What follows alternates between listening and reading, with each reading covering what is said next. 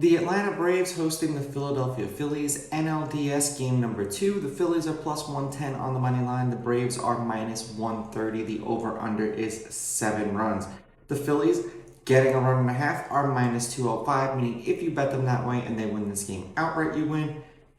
They lose by 1, you win. The Braves, laying a run and a half, are plus 170, meaning if you bet them that way, they have to win this game by 2. Now, Wheeler pitched 3 times against the Braves this year, 6 2/3, 2 runs, 2 earned. They won that game 7-3 in Atlanta. 6 1/3, 3 runs, 3 earned. They lost that game 5-3. That was in Philadelphia. In 7 innings, 1 run, 1 earned. They won that game 3-1, also in Atlanta. Wright has pitched 3 times against the Phillies this year, 6 2/3, 3 runs, 3 earned. They lost that game 4-1 in Atlanta. 7 innings, 1 run, 1 earned. They won that game 4-1 in Atlanta. 5 1/3, 2 runs, 2 earned. They won that game 6-3 in Philadelphia. Now, the Phillies have won Wheeler's last 2 starts. They're 6-4 in his last 10 appearances as a team. He's averaging 5 2/3 innings pitched in those games and 5.9 strikeouts per game in his last 10 games.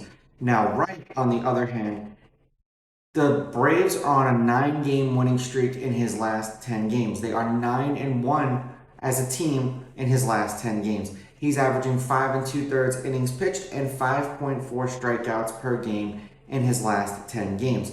Head-to-head, the road team is on a 3-game winning streak. The Braves are 6-4 against the Phillies in their last 10. The over has hit in their last 4 games. The over is 6-4. The over 7 is 6-2-2. The favorite or the underdog getting or laying runs is 5-5.